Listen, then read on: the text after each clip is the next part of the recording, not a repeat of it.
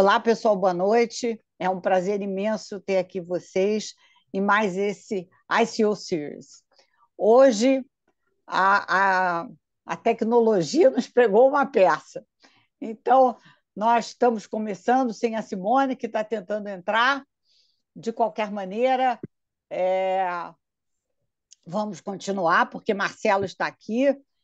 E eu, antes de começar, quero só me apresentar. Eu sou Irene Azevedo, hoje eu estou responsável pela prática de ICO na América Latina. E para que vocês saibam, o ICO é um parceiro estratégico de líderes e de conselhos, oferecendo soluções de desenvolvimento de carreira para a liderança sênior. E a gente suporta os executivos em dois momentos da carreira dele. Quando eles estão dentro da organização, que eles passam por fusões, por aquisições, por planejamento de sucessão, por cenários que eles nunca passaram antes, ou quando estão ocupando uma nova posição, nós então temos a mentoria ICO direcionada para o Celevo. E quando eles têm as transições, planejadas ou não, ou seja, quando eles se desligam das organizações, nós temos então o ICO transição de carreira. Uma vez dito isso, hoje a gente vai falar um pouquinho sobre protagonismo de carreira. E para falar sobre protagonismo de carreira, nada melhor do que a gente ouvir as histórias. Então, nesta temporada agora, nós estamos chamando diversas pessoas com diversos backgrounds para que eles possam contar as suas histórias. A gente faz algumas perguntas, mas esse início é sim contando a história, um pouquinho falando dos seus negócios, para que vocês possam se inspirar, porque, na verdade, a única coisa que a gente deixa é o nosso legado, é a inspiração que a gente pode deixar para as pessoas através dos nossos atos, que a nossa história, na verdade, ela se refere, ela é os nossos atos. Né? Ok? Então, hoje é com prazer imenso que eu estou aqui com o Marcelo. E, para começar, eu vou pedir para o Marcelo se apresentar e falar também um pouquinho do negócio que ele está. Então, Marcelo, muito obrigada por você estar aqui. E vocês que estão aqui assistindo, por favor, fiquem à vontade de fazer perguntas pelo chat, que eu, à medida do possível, vou colocando essas perguntas. Muito obrigada a todos e vamos agora começar o nosso ICO Series. Boa noite a todos, boa noite, Irene. Que prazer te rever depois de um ano e meio, eu acho, imagino, calculando aqui. Muito bom estar com vocês, é um prazer atender esse convite. Eu sou Marcelo Canelas, eu sou economista, sou administrador de empresas, fiz alguns cursos de extensão na área de RH, finanças, e hoje eu sou um consultor de empresas, um consultor com foco em escritórios de advocacia full services, escritórios também focados em propriedade intelectual, aliás, principalmente. E hoje eu estou atendendo a Magellan IP, que é um escritório de propriedade intelectual focado em patentes. 95% das nossas atividades basicamente são na área de patentes. Dentre elas, a gente destaca a área de farmácia, química, engenharia química, desenhos industriais, biologia, biomedicina, biotech, etc.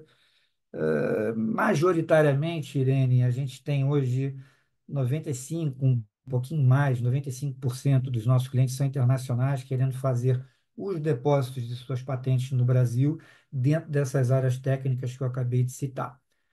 Basicamente, de forma resumida, é isso. E graças a Ótimo. Deus, importante destacar que nós somos um escritório de médio porte, mas com um volume de negócios de um escritório de grande porte, graças a uma super equipe que nós temos no escritório, multidisciplinar, extremamente técnica e que nos dá esse perfil.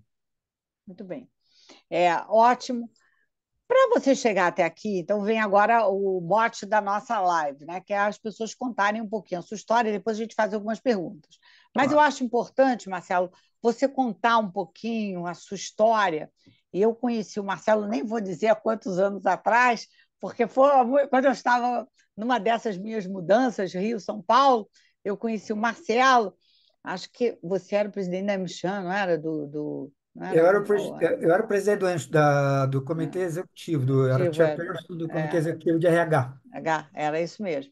Então, foi assim que eu o conheci. Mas para as pessoas poderem conhecer a sua trajetória, né? Eu queria então que você contasse a sua história, né?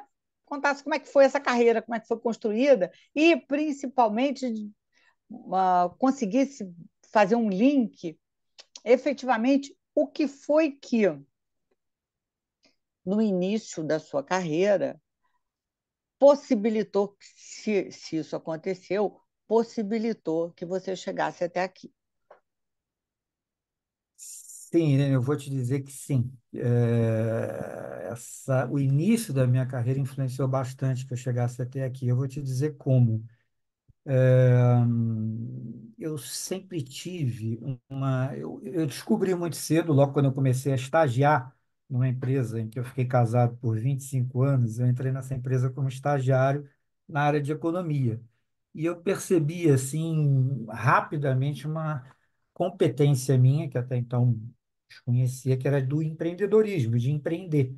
E eu comecei a empreender dentro dessa própria empresa. Como eu te falei, eu entrei como estagiário, eu estudava economia, entrei como estagiário dentro da área de finanças, naturalmente, dentro dessa empresa. Assim que eu me formei, eu me tornei CFO. Alguns anos depois, já com uma pós em RH, eu procedi com a startup da área de RH nessa mesma empresa. E alguns anos também mais depois, um pouquinho mais à frente, eu me tornei uma espécie de um administrador. Naquela época a gente não chamava de CEO ainda, mas fui um administrador dessa mesma empresa. Portanto, já estou te falando de três transições dentro da própria empresa. Então, e acabei me tornando sócio dela também. Portanto, essa competência de empreender, ela fez com que eu me tornasse independente e seguro para as decisões que eu tomei, e ainda tomo, na verdade, para alcançar os meus objetivos e poder oferecer cada vez mais para os lugares onde eu estou.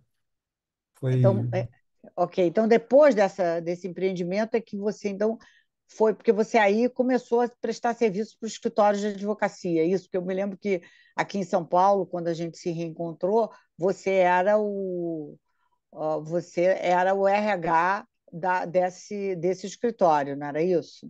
exatamente essa competência de empreendedorismo que eu comecei, que eu startei há 25 anos atrás, pode-se dizer assim, ela me permitiu, ela me permitiu exatamente chegar ao ponto que eu estou hoje, que é de fazer essas consultorias para diversos escritórios, de propriedade intelectual, escritórios de advocacia, e que foi muito interessante. Isso foi de uma forma tão natural que eu acabei desenvolvendo e que me fez assim que me foi de uma importância enorme no desenvolvimento da minha carreira. Tanto é assim que hoje eu faço.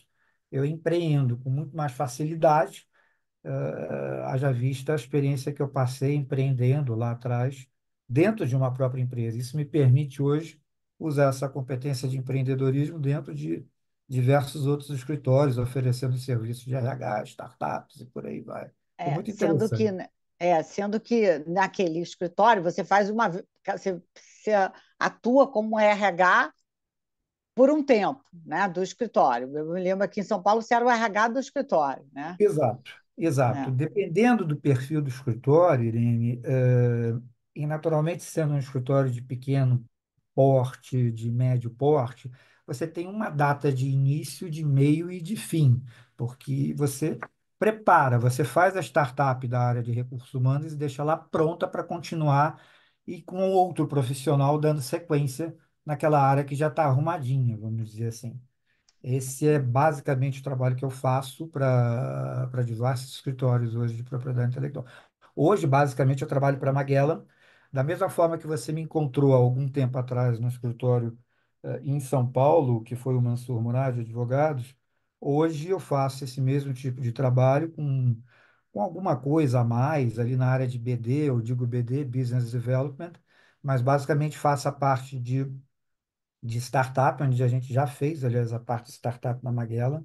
A gente está com o nosso departamento de recursos humanos extremamente consolidado, só que é um escritório que está numa fase de crescimento muito importante e que nos faz ficar e permanecer e continuar injetando gasolina, contratando pessoas, talentos. É um escritório que a gente não para de contratar, que a gente não para de desenvolver, oferecer treinamentos, enfim, é muito gostoso. É interessante você notar, quer dizer, você teve uma carreira. Eu agora até vou compartilhar então um pouco a minha história, porque já que a Simone não entrou, porque nós estamos aqui com um problema técnico, eu então vou compartilhar um pouquinho a minha história.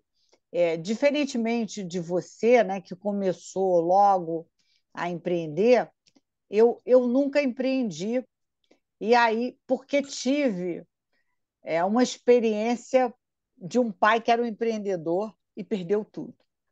E esse pai, olha que interessante, eu vou contar essa história porque esse pai que empreendeu e perdeu tudo foi que me fez estudar, porque eu tenho 74 anos, então você imagina naquela época, sabendo que eu ia precisar trabalhar. Uhum. Então, esse início fez com que eu negociasse com os meus avós, que pagavam o meu colégio, que eu ia para um colégio público fazer o ensino. Hoje é o ensino médio, antigamente era o clássico, né? É, é. Porque estavam começando os primeiros intercâmbios no Brasil. E eu, quer dizer, intercâmbio para os Estados Unidos, né? Mas Uhum. vindo aqui no Brasil. E eu então pedi aos meus avós, falei assim: olha, eu vou para o colégio público e vocês me mandam no intercâmbio, porque eu vou precisar de ter um inglês mais fluente ainda, porque eu vou precisar trabalhar. Né? E olha que então isso me fez ir para os Estados Unidos. Depois eu cheguei, fiz o cursinho eu naquela época o ensino público era ótimo, né? Então eu É. fiz o André Morroá, fiz o cursinho do André Morroá, passei na UFRJ em administração à noite. Não era o que eu queria fazer, mas minha mãe falou: olha, é melhor você fazer administração à noite, porque a gente pode não poder pagar a sua faculdade e pelo menos você pode trabalhar. E assim eu fiz. E olha, dito e feito, o que é uma profecia anunciada? Eu estava na faculdade, era ótima aquela época da faculdade, né? Porque a administração à noite só tinha rapaz. Então éramos eu e mais duas moças e o resto só rapazes. Então todo mundo dava atenção para a gente, né? E É. um deles trabalhava na IBM e a IBM precisava de alguém que falasse inglês fluente. Olha só. Fui trabalhar no departamento de importação e exportação. Então, esse início de carreira, ele influenciou que eu entrasse na IBM, que naquela época era uma outra história, né? E é uma empresa Claro, maravilhosa. E claro. depois eu fiz uma carreira toda na IBM e aos 46 anos resolvi, eu mesmo pedi para sair, entrei num pacote que foi o melhor pacote da IBM e depois redirecionei minha carreira para consultorias de recursos humanos. Olha que interessante, né? É uma E forma de empreender também, né, Irene? mas sempre eu tive empresa, né? Que foi KPMG, né? Era Nicholson International, hoje eu estou na LHH, né? Eu sempre tive uma, uma empresa por detrás. Mas então, esse início da minha carreira, é importantíssimo a gente entender isso para a gente poder entender como é que é a história da gente pessoal pode influenciar muito a nossa vida, a nossa carreira profissional, certo? Pode, pode, bastante. E você sabe, quando você fala isso, você me remete, você também me faz voltar um pouco atrás no tempo, foi justamente quando eu me divorciei profissionalmente dessa empresa que eu comecei. Eu fiquei por 25 anos nessa empresa. Foi exatamente na época que nós nos conhecemos Isso, na Câmara Americana, na AmCham. isso. E me traz aqui em mente um fato interessante de multiplicar aqui com vocês, no sentido do que foi que mais me surpreendeu, por exemplo, durante a minha vida profissional. E eu arrisco em dizer para você que o que mais me surpreendeu na minha vida profissional foi a capacidade que eu tive de fazer esse divórcio, de homologar esse divórcio com essa empresa depois de 25 anos de trabalho. Só que eu fiz sem planejamento. Eu não calculei e não escrevi um plano B. Então, isso, por um lado, me trouxe um aprendizado de que, sim, a gente deve ouvir os nossos instintos, a gente deve arriscar, a gente deve ousar, falando de carreira propriamente dita, né? Mas a gente tem que pensar nas consequências, e foi exatamente o que eu não fiz. Eu não pensei nas consequências. Eu fui, portanto, inconsequente, mas eu tive muita sorte. Eu tive muita sorte, e aí eu te digo, eu tive muita sorte por certamente por esse meu start nessa empresa, em que eu comecei a desenvolver essa competência do empreendedorismo. Isso me permitiu, porque quando eu me divorciei da empresa, quando eu saí da empresa depois de 25 anos, sem nenhum planejamento, Irene, eu não tinha nenhuma proposta, eu não tinha, como eu falei, eu não tinha plano B, eu fui para a praia, eu fui passear no calçadão, pensar na vida, do que eu ia fazer. E por isso que eu digo, essa competência de empreender é que me fez. Agora vamos parar aqui, vamos voltar a tentar casar de novo com alguma empresa, vou tentar me achar profissionalmente. Isso fez com que eu tivesse aqui hoje, por exemplo, conversando com vocês, nessa noite. É isso mesmo. Você sabe que eu acho que a coragem, quando você falou, quando você saiu, quando eu estava com 26 anos de BM, foi exatamente, eu estava numa fase que eu era operações, eu entrei como secretária e saí como operações da América Latina, né? De uma Né? unidade de negócio da América Latina. Mas eu estava fazendo essa função de operações e eu detestava. E eu falei com o meu gerente geral, eu falei assim, eu odeio essa posição. E ele então falou: se você quer uma cota, eu disse: eu quero. E ele me deu uma cota. Eu nunca havia passado por um curso de análise de sistemas, eu vinha de qualidade e eu nunca tinha sido de vendas. Bom, estava eu, recebi o pior território da unidade, né? Nem Imagino. tenho os clientes que nem existem mais.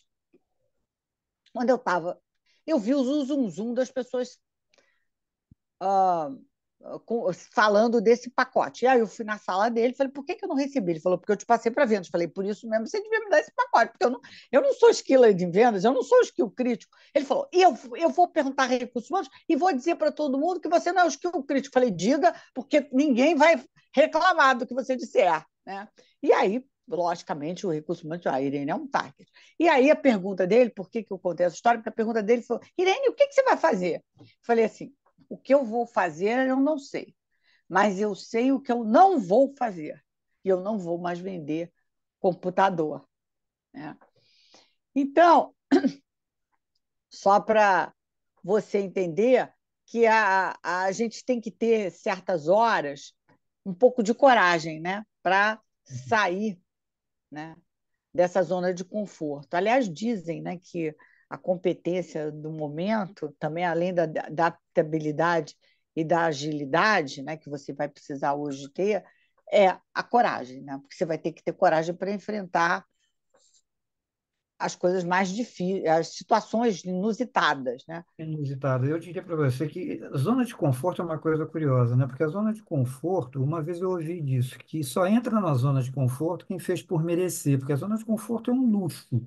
Agora, ela é um luxo perigosíssimo, né? Porque ela te congela e pode te deixar num limbo ali, essa zona de conforto, né? Então, você quando está falando de skills, você me faz também me lembrar de um papo que a gente já bateu uma vez também a respeito de o que é mais importante, né? Se é uma carreira baseada em skills ou uma carreira baseada em experiências? Onde é que a gente coloca isso em grau de importância, de relevância?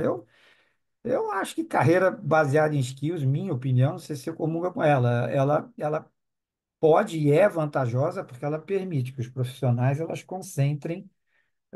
se concentrem no desenvolvimento de suas habilidades técnicas, né? Vamos dizer assim. bem específicas, que são diretamente aplicáveis aos seus trabalhos, ao seu negócio. E isso pode levar, claro, que num alto nível de especialização e fazer com que as pessoas se destaquem, né? Absolutamente. Agora, vai aumentar suas chances de empregabilidade, vai aumentar suas chances de reempregabilidade, não resta a menor dúvida disso. Isso é importantíssimo. Agora, por outro lado, a experiência ela te proporciona insights assim valiosíssimos, né? Além da sabedoria prática, né? Uhum, Que também contempla as habilidades, né? E eu sou suspeito para falar disso. Quando eu desenho plano de carreiras, né, Irene? Então, quando eu estou desenhando um plano de carreira, eu preciso de ofertar para a empresa, para o contratante, enfim, o que que a gente vai desenhar de acordo com a cultura dessa empresa? A gente vai dar o maior peso para skills, a gente vai dar o maior peso para a experiência? Como é que... idealmente, eu aconselho fazer um balanço, né? Ou seja, vamos tentar equilibrar essas arestas aí para que as coisas você consiga juntar uma à outra, né? Então, eu não sei o que você É, acha. na verdade, vou botar um pouquinho de pimenta, concordo com você, mas quero botar um pouquinho de pimenta nessa história.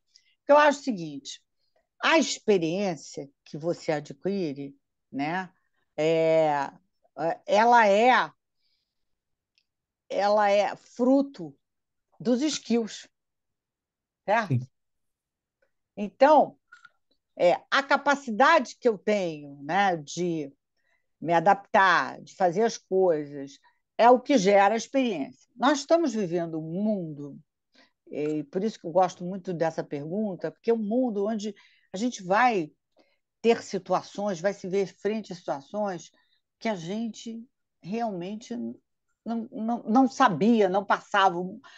Este mercado de trabalho que a gente conhece, daqui a 10 anos vai ser completamente diferente, cara.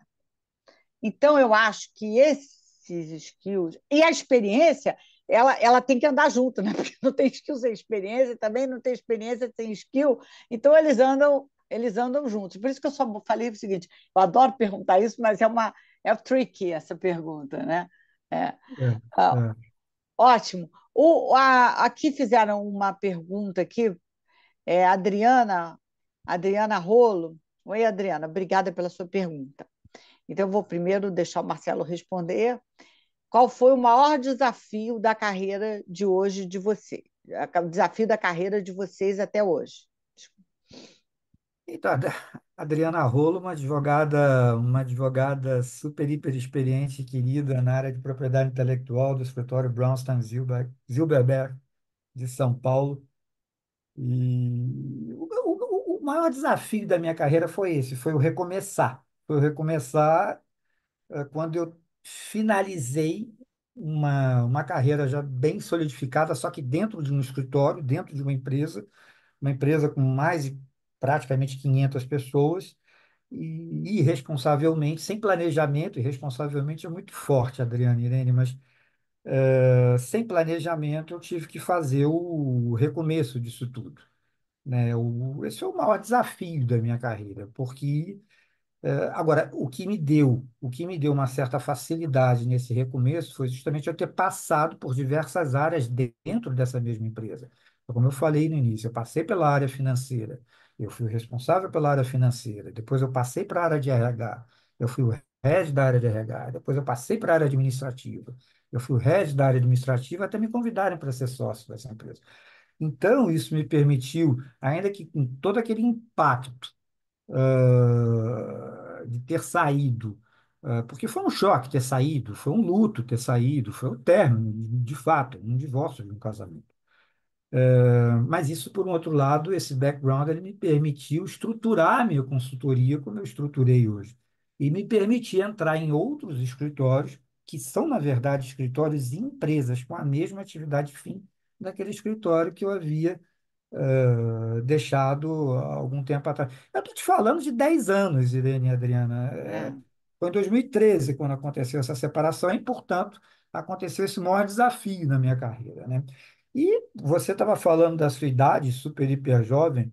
Eu também, eu tenho 60 anos de idade, então eu também vou colocar isso também não com um agravante, mas com uma ponta de charme, vamos dizer assim, se você me É, permitir, porque você é 60 anos de idade, você ser chamado, eu fico muito feliz, fico muito honrado de ser chamado para poder participar ativamente da reconstrução ou construção ou reconstrução de alguns escritórios dentro dessas áreas que eu milito, naturalmente, de RH, administrativa, financeira, que não é fácil. A gente vive um mundo hoje em que a gente se esbarra aí em questões diversas. Agora, para isso, você tem que se atualizar, você tem que estar updated aí com tudo que está acontecendo, né? é verdade. Bom, eu costumo me apresentar como uma especialista em longevidade de carreira, né? Porque 74 anos ainda tomo conta de uma unidade de negócio de uma multinacional. Então, é, eu costumo brincar, todo mundo quer me conhecer para saber como é que eu fiz, né? E falando como é que eu fiz, eu acho que o maior desafio que eu tive foi sair da IBM, né? Primeiro tomar coragem de sair da IBM, a IBM era uma mãe, né? Mas eu naquela época achava que tinha que sair e mudar a minha carreira, porque eu não era de RH, eu não tinha passado por RH, né? Eu, em qualidade, eu treinei, desenvolvi pessoas e tudo, mas fazer esse shift, né, para ir para a consultoria, porque naquela época, já com 46 anos, eu já achava que no meio corporativo você tinha um prazo de validade, hoje já é menos, mas naquela época era um pouco mais acentuado isso. Hoje já tem a prática, todo mundo já. Tanto é que estou eu aqui, né? Mas naquela época, eu me lembro que uma vez eu participei de um processo seletivo e o headhunter falou: olha, o cliente não quis te entrevistar, porque ele acha que você está numa idade que depois já está perto da aposentadoria e tal. Eu estava com 46, 47 anos. Hoje ninguém fala uma coisa dessas, né? Mas naquela época fazia. Então, o meu maior desafio foi ir, ir para a consultoria, porque eu achava que eu queria ter uma vida mais longa, e eu acho que eu acertei, porque tenho 28 anos fora da IBM, então já tem mais anos fora do que alguém mandando coraçãozinho, obrigada, né? Mas principalmente, e tive que passar por recursos humanos, passei pela Ticket, que foi ótimo, foi uma experiência Imagina. espetacular, fiz grandes amigos e voltei para a consultoria. Então, esse foi o meu maior desafio. Obrigada pela pergunta, Adriana. Não te conhecia, pelo visto, Marcelo te conhece, mas agradeço aí a pergunta. Marcelo, querido, agora nós vamos falar um pouquinho sobre ressignificado, né? A pandemia ela nos trouxe essa possibilidade de a gente olhar para a vida da gente como ela é, né? Nos Estados Unidos se fala muito de é, quiet quitting, né? Né? E ressignificado mesmo, pessoas saindo, mudando, tal. Você, como é que está sendo isso nos escritórios que você atende? E se você teve isso dentro de você? Tem, isso é um assunto muito discutido. Agora, isso é um fato, isso já é uma realidade. É uma transição, é uma transição. A gente sempre significou, com perdão da redundância, a transição. Qual é o significado de transição? É uma mudança lenta e gradual. Mas essa ressignificação, né, do trabalho, na minha opinião, e não é na minha opinião, não, acho que eu arrisco em dizer que vocês vão concordar comigo. É uma transição, só que não lenta, e tão pouco gradual. É uma questão de tempo, que essa ressignificação já esteja totalmente caracterizada, por exemplo, aqui no Brasil, como já está ficando nos Estados Unidos. E como você lembrou bem, ela já começou, essa ressignificação do trabalho. Você citou bem a questão da pandemia. Eu vejo hoje nos escritórios, e veja, quando a gente fala de ambiente de escritórios, a Adriana Rolo, que é uma advogada de escritório, de advocacia full service, mas que trabalha dentro da área de propriedade intelectual, ela sabe que é uma cultura diferente. Enfim, cada atividade fim com a sua cultura diferente. E sabe que essa questão de ressignificar para advogados é um pouquinho complicado. Mas eu estou vendo assim uma abertura muito grande, uma flexibilização cada vez maior por parte dos escritórios de advocacia. Você vê em muitos Quando eu digo muitos, eu estou realmente fazendo querendo aqui enfatizar a intensidade. A questão do home office, a questão do trabalho full-time, e quando eu falo do full-time, não presencial, sem a necessidade de você estar presencialmente no espaço físico do escritório. Nunca se vê, Marcelo? Claro que se vê, mas se vê com uma menor intensidade, se vê em momentos mais específicos, como, por exemplo, um, um evento social que o escritório esteja promovendo, um treinamento, um dia em que se convida as pessoas para estarem reunidas numa festa, enfim, mas não necessariamente para trabalho. Então, eu, por exemplo, eu ressignifico o meu trabalho buscando sempre um propósito das minhas atividades, me adaptando às novas demandas do mercado e eu acho que essa ressignificação, não sei se vocês vão concordar, ela vai de encontro. Isso é que eu acho que é bem curioso. Até um pouquinho antes da pandemia, as empresas, e eu falo dos escritórios de advocacia, talvez com uma maior importância, se falava aquela velha máxima de que manda quem pode, obedece quem tem juízo. Então, todo mundo tem que trabalhar de segunda a sexta, de 9 às 6 e por aí vai. Hoje mudou essa ressignificação dessa frase. Continua mandando quem pode, obedece quem tem juízo, só que mudou.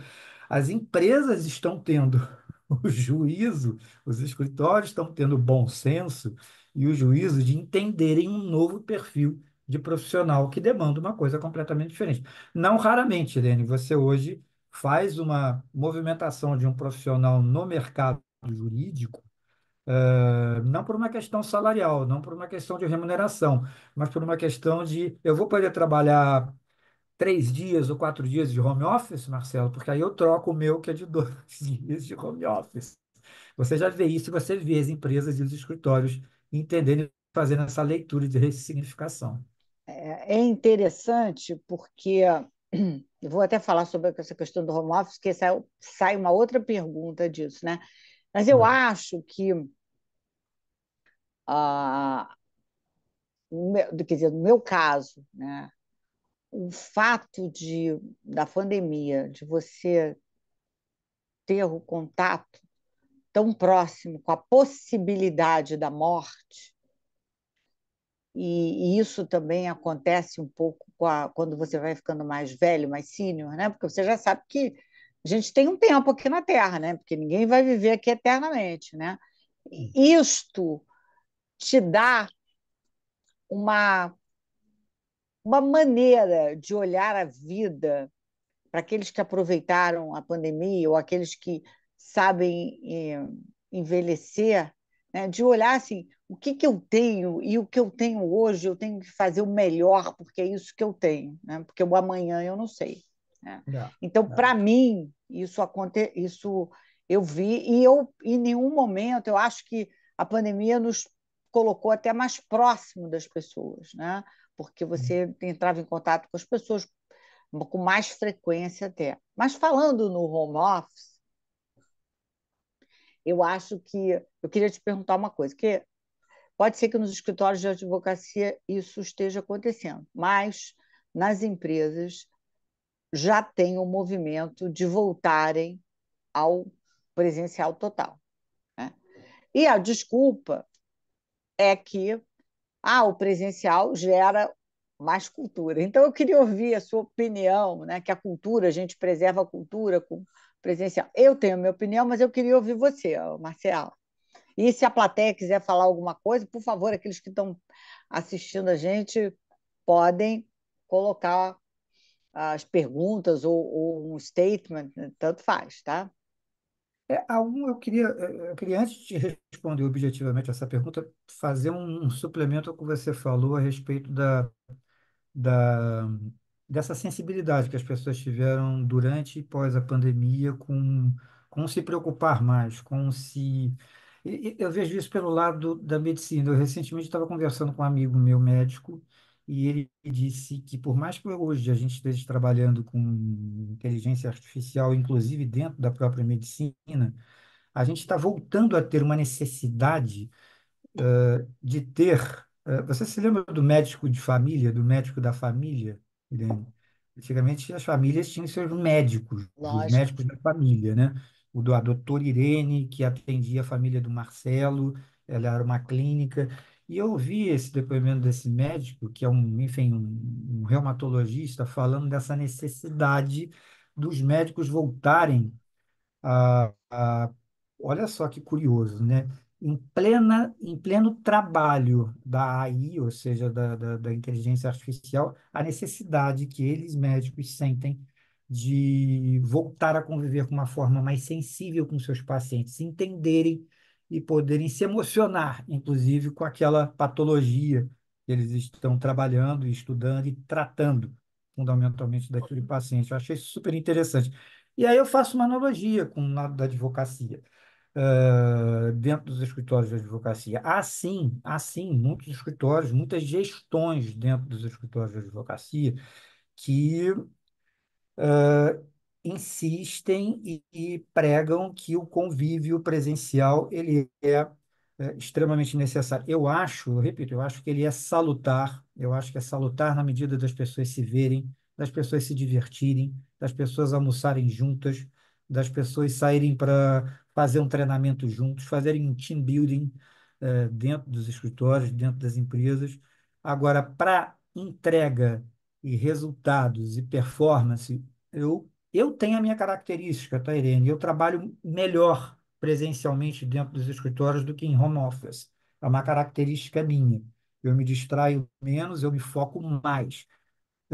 No final da minha performance, eu faço essa mensuração, eu vejo que eu entreguei mais quando eu estou entregando mais dias presenciais. Agora, eu concordo, eu abono, e eu assino embaixo, e eu testemunho, eu vejo isso nos escritórios, sobretudo agora, né, em Magellan. Em Magellan, por exemplo, nós trabalhamos 3 vezes em home office e 2 dias presenciais.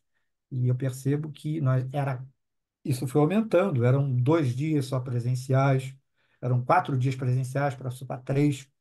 Agora passou para 2 dias presenciais e a performance se mantém a mesma.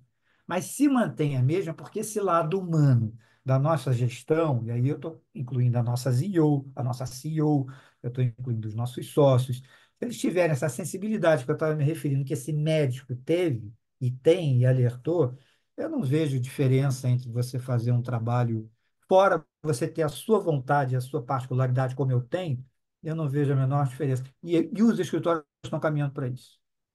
É ótimo, porque eu acho que tudo é uma questão da liderança, né? Porque se você não tem uma liderança que está perto da equipe, ela pode ser presencial ou online, vai ser a mesma coisa, porque o cara não vai ter empatia, não vai ter nada, então tanto faz ser presencial e a cultura não se afeta. Então, você pode ter esse mix, até mais até online e presencial, e ter uma liderança que seja empática, que consiga tirar o melhor das pessoas, mas consiga caminhar ao lado, né, dessa equipe, né, suportando. É assim como o pai, né?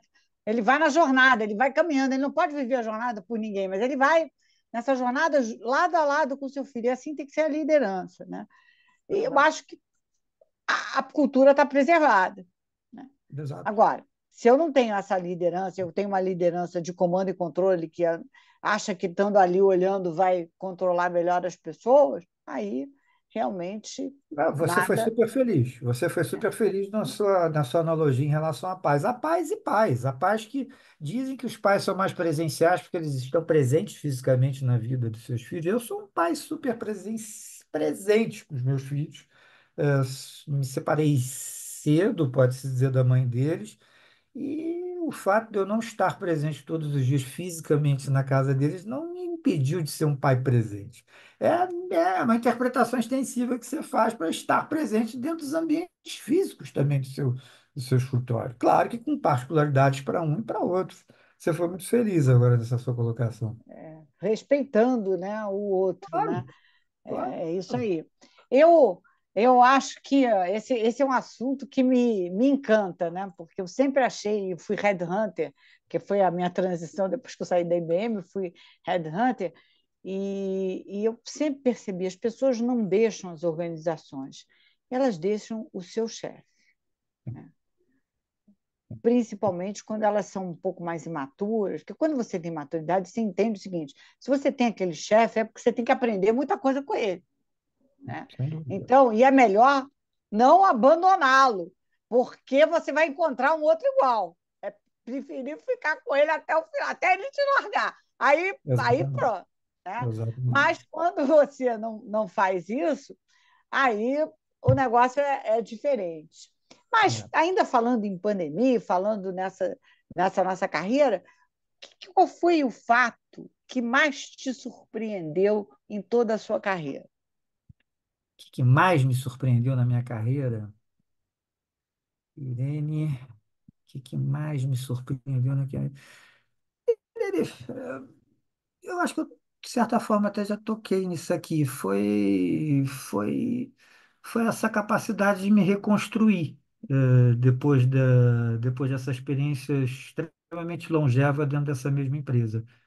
Essa minha capacidade de reconstrução, de me redescobrir como um profissional, eh, com toda a capacidade possível de poder fornecer esses conhecimentos que eu adquiri dentro dessa minha primeira longeva experiência até hoje, até hoje. Essa virada de mesa, porque como eu te disse no início do nosso papo, eu fiz algo sem nenhum planejamento, sem qualquer planejamento. E você fazer isso, e olha, eu estou te falando de 10 anos atrás, eu, portanto, tinha 50 anos de idade, então isso foi o que mais me impressionou. Eu, com 50 anos de idade, num pleno mundo de etarismo, eu resolvi dar um basta e sem plano B. Então, isso me impressionou assim, muitíssimo, da mesma intensidade que me impressionou a minha sorte de poder reencontrar o mundo corporativo 3 meses depois, 2 meses, 3 meses depois, como headhunter, como consultor, enfim. Eu destacaria isso. Eu particularmente destacaria isso. A minha experiência própria.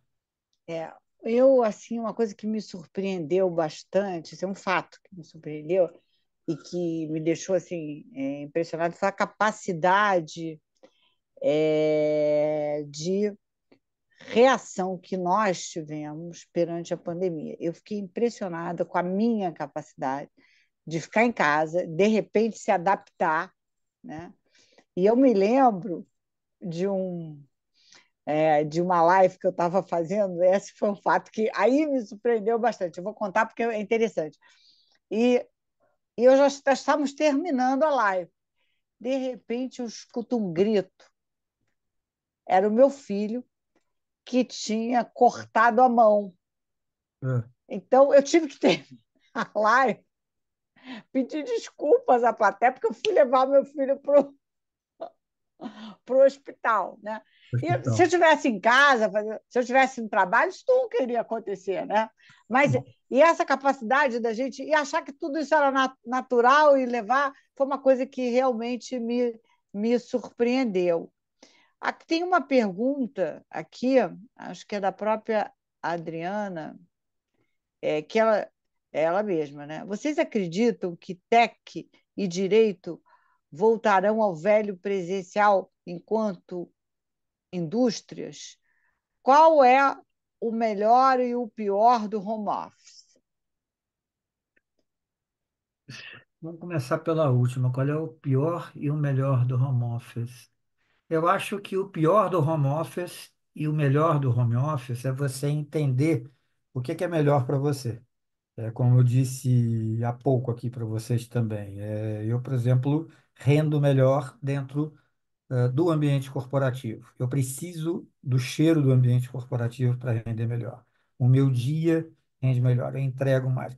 Eu acho que o melhor e o pior está na capacidade de nós, enquanto profissionais, é, termos essa capacidade e essa maturidade de entendermos o que é melhor, para que a gente possa render o melhor possível para os nossos escritórios e para a nossa organização. É uma coisa muito subjetiva, mas eu acho que ao mesmo tempo é muito simples. É uma conclusão que eu não sei se você está de acordo, né? Eu estou completamente de acordo. Tudo é, tem que partir de você, né? É, você o que é melhor para você, porque com certeza, Marcelo, o que é melhor para você não é melhor para mim, sim, né? exatamente. Então, assim, se a gente entender essas diferenças e respeitar essas diferenças do outro, a gente tem um ambiente mais produtivo, né? Então, eu concordo plenamente. O melhor ou o pior vai depender de cada um. É, Provavelmente, a pessoa que gosta do home office ser obrigada a ir para o escritório vai ser um horror para ela, não é? né? Vai ser Não um é? horror, né? Ou Então, eu acho que é vice-versa, ou né? vice-versa, exatamente. Essa transparência, e ela passar essa transparência para todos os pares dela, acho que é o melhor dos mundos. Não resta. Mas eu acho que a Adriana, antes dessa, ela fez uma também em relação Vocês, a tech. vocês acreditam que tech e direito voltarão ao velho presencial enquanto indústrias? Eu não entendi muito bem essa pergunta. Eu É, acho que a Adriana está se referindo que esse avanço tecnológico tão na velocidade da luz que está ocorrendo, e ao mesmo tempo ele está caminhando junto dentro de um ambiente extremamente tradicional, que são os ambientes dessas bancas, né, de advocacia. E se isso, o que que vai pesar mais, se isso vai fazer com que, me corrija se eu estiver errado, Adriana, pode fazer um chatzinho aí com a o gente. chatzinho aí, pode mandar. Eu acho que o tech,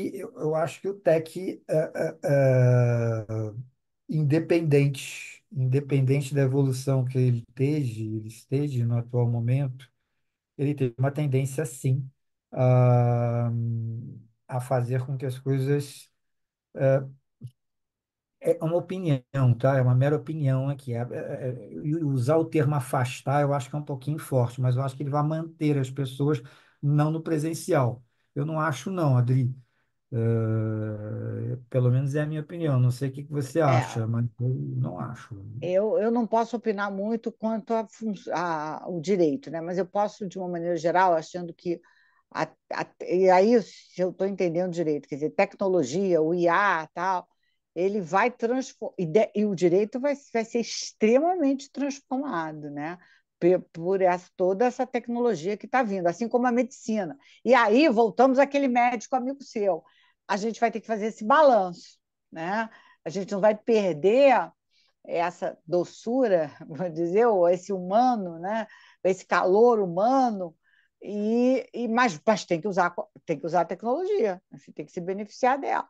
Então, Não esse vai resta- ser o grande desafio, acho, para mim, né? No meu caso, eu penso, do nosso século, desses nossos tempos, que é esse balanço, né, entre eu tenho que usar a tecnologia, mas eu também tenho que ter o pessoal e saber mesclar isso e tirar o melhor proveito dessa situação, porque com certeza a tecnologia veio para ajudar bastante. Entretanto, como tudo na vida, né? Tem um lado bom e um lado que não é bom, que é ruim. Um lado que não é bom, e você vê esse mundo do direito é um mundo conhecido pelo excesso de formalidade. Tanto é assim que no início foi muito difícil os escritórios entenderem da necessidade e de abrirem essa flexibilização para que se trabalhasse mesmo Uhum. fora do ambiente presencial.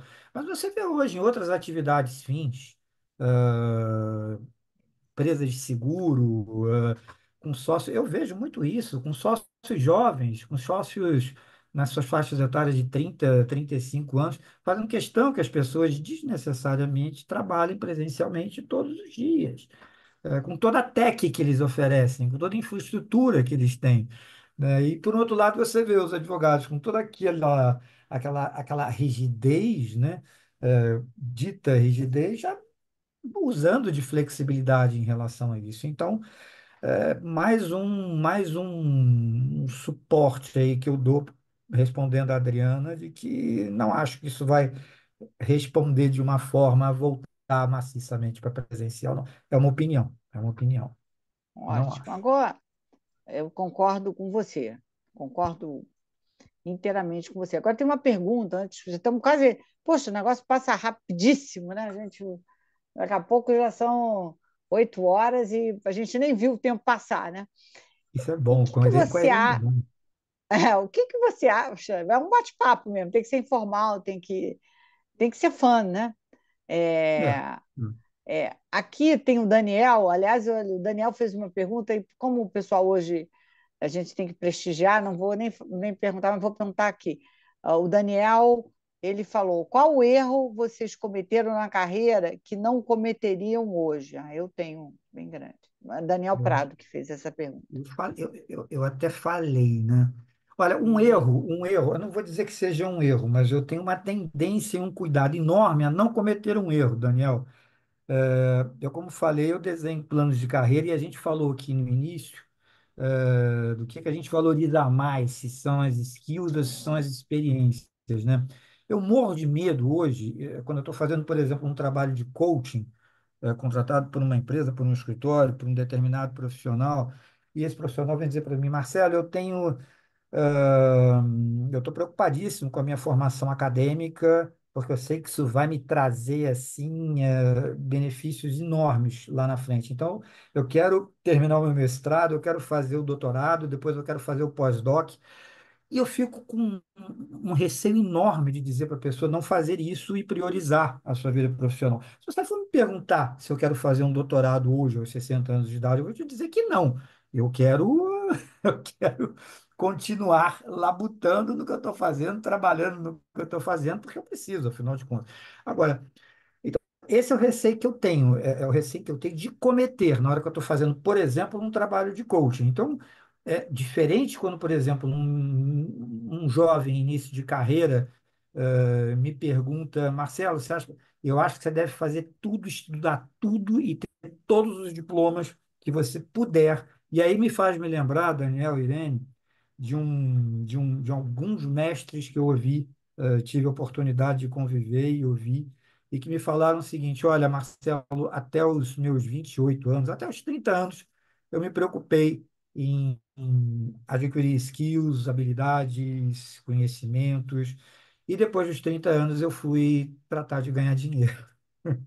Mas eu fico, imagina você, num coaching profissional, você dizer não faça isso ou faça aquilo. É uma linha muito tênue. Eu vou contar um erro mesmo, um insucesso. Nessa minha caminhada depois da IBM, eu fui sócia de uma empresa. E você sabe que uma empresa que tem um sócio majoritário, quando você é sócia, com 1%, você não é sócia, né? Você é um funcionário que ele não paga imposto. E aí, é, é, eu falei assim, isso é uma coisa que me incomodava muito, né? E eu falei assim, não, eu não posso continuar aqui sendo sócia de um negócio que eu não mando nada, não tenho nenhuma gerência. E saí, e, na verdade ainda continuei lá, mas eu sabia é porque o sócio majoritário gostava muito de mim, eu era a filha rebelde dele, né? Pai não demite ninguém, põe de castigo. Então, mas eu sabia que eu tinha que sair. E eu, como sabia que tinha que sair, nessa época eu já era responsável por consultoria de liderança e coaching, né? A primeira oportunidade que me apareceu foi ser headhunter, que eu já não queria mais ser. Uhum. E eu aceitei para sair da situação que eu estava. Erro.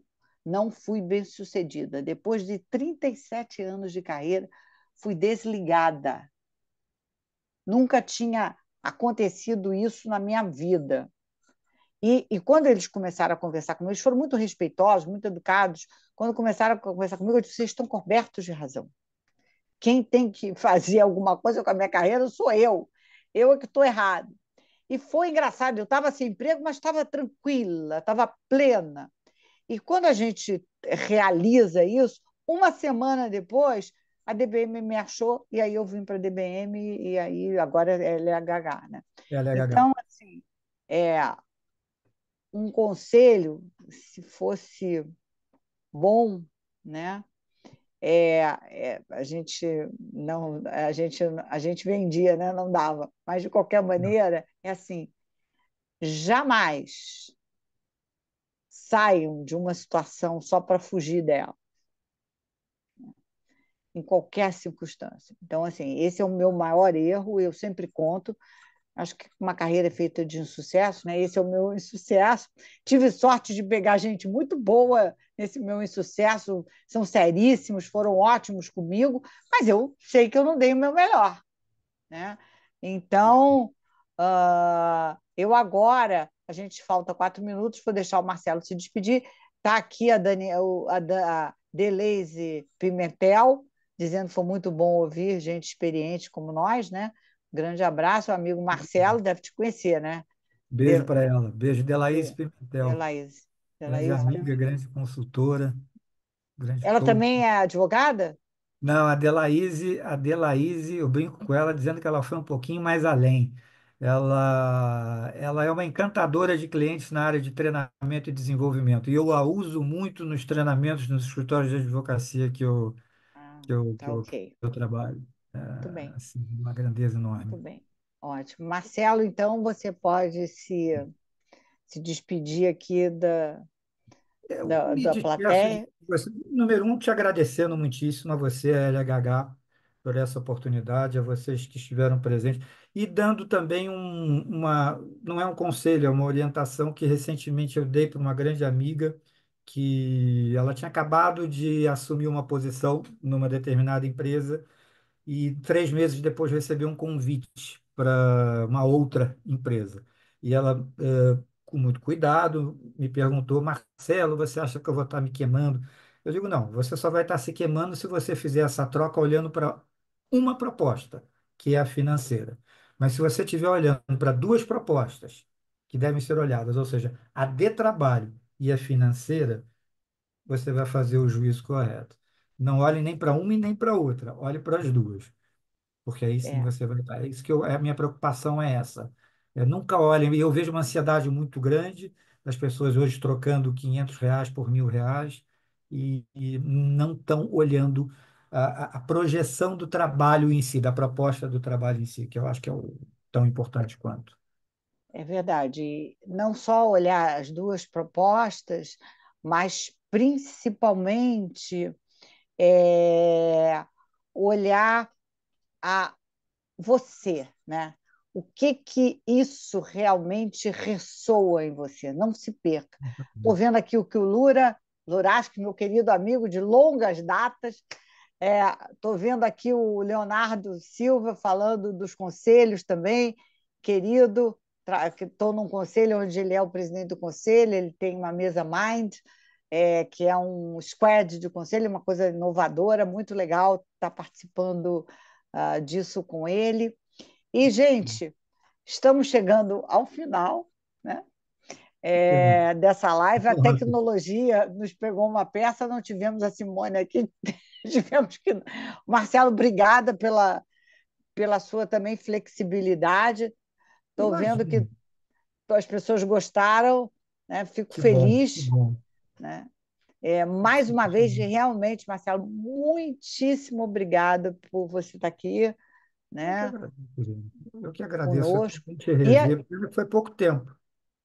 pois é rápido, né? E É rápido. principalmente agradecer a todos que aqui estiveram nos ouvindo, né? Que depois vão ouvir, que a gente põe a gravação, mas de qualquer maneira, esses que estão aqui, que colocaram as suas perguntas, que fizeram os seus posts. Tem a Elizabeth, tem o Antônio. O Antônio Rolo deve ser parente da Adriana, né? Não? Antônio Rolo é pai da Adriana. Ah, é pai. Tem a Elizabeth Prado, que está aqui também falando. Então, um beijo a todos. Ótima noite para todos, tá? Tchau. Obrigado a vocês, foi um prazer. Muito Obrigada, obrigado. tchau.